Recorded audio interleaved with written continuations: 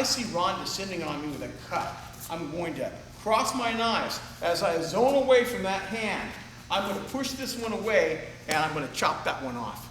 If I stay here, he's going to stick me. So this one doesn't push. And when you push, it helps you get your step. So as you push, you step. Now, from here, if you got a Bowie knife, you're in a good position to chop from here, right? Bang! And you cut his arm off. Or from here, you're in a good position to thrust if you got a dagger.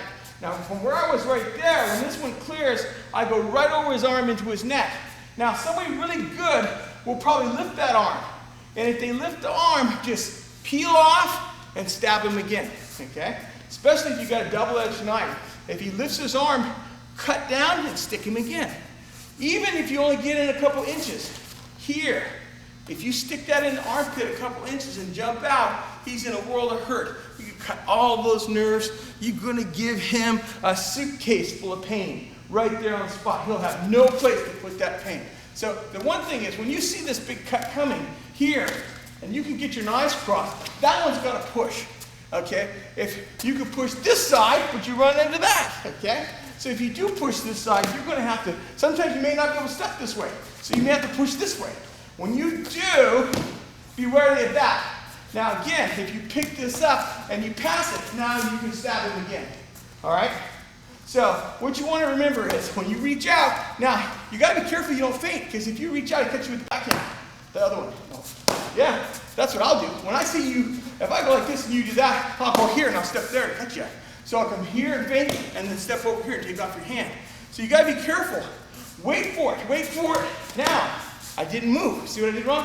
When I did that, I have to move. You wait for it. You wait for it. You wait for it, and then you move. Okay? These are light trainers. If you don't move quickly, he's going to stick you. All he has to do, when my arm comes down here like this, he just has to go like that. I can shoot this knife right there. I shoot it in his arm. Here, look at that. Take his elbow off. I'll take his face. Shoot it underneath, okay? But if he catches my arm and pushes me, see that? Now, I don't have this. I don't have that. He's pinning me. So the main thing in here is to push back into him. Pin him and push towards that hip. So you can push back into his face, or you can push into his hip as you step. Now, see how I pinned him there? It's hard, isn't it, to move? So the way you train this is you don't reach out for it. You're working here, you're working here, you're working here, you're working here, and you get that. So what I was looking for is, I just want to get out. And I kick in here and I kick my chop and I come out. Now, I'll come back to this again and again and again. Having a good knife that can do a lot of damage is a huge advantage in a knife fight. Anytime, you can do it on this side too. You get here, and so it can come from either way.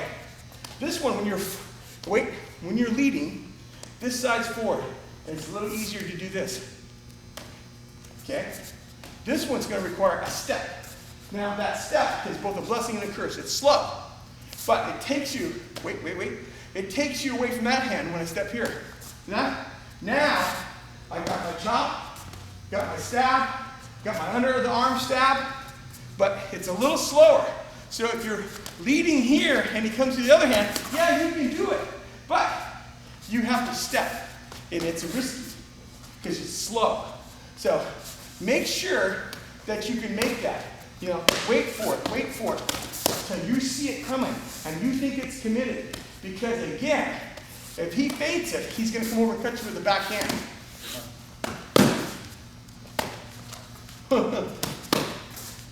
Now, that's another good part of the drill though. Get used to a fail-safe. If you come here, get used for him to return. Now, if he comes up here and it's a fake, instantly stick your hand in. Right there. So you're already here. Snap! Snap on his eye. Snap on his eye. Snap on his eye. Snap on his eye. Snap on his eye. And if it's a fake, they just push it in.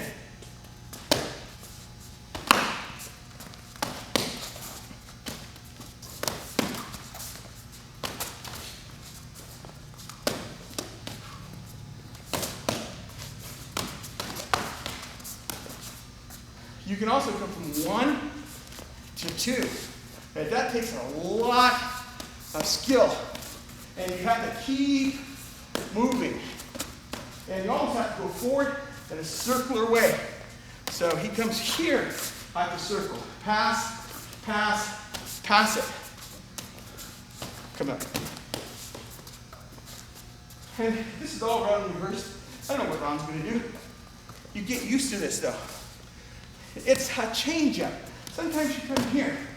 Maybe you don't have time to fight. Maybe you have to come here and take them out, okay? So it's good to have them in your bag of tricks. You don't use it exclusively. Every time he descends on me, I don't do this because he'll catch that. He'll key to that. Sometimes I'll stand up. Sometimes I'll move in. Sometimes I'll come here. Sometimes I'll come there. Sometimes I'll pass it.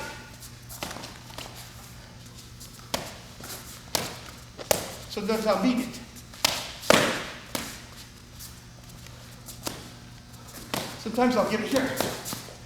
Now, you have to do a little violent to make this work. There, I know Ron's speed. If I catch here like this, and I don't do anything, I'm going to eat it. So from here, that's where that chop works. If you can't chop him, push your edge into him. Hard, disrupt his balance. From here, push him, then stab him from the other side. Here, push him, then stab him or cut him. If you can't get the chop, at least get your blade or your hand on him.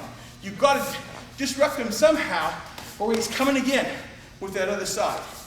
That's how you use two knives and an X block. With a katana and a wakizashi, it'd be like this. It'd be my wakizashi here, and I would hold him and cut. Maybe I would pass him with my katana and cut him with my wakizashi and then stab him. You can use it, but like I often say, you have to use it judiciously.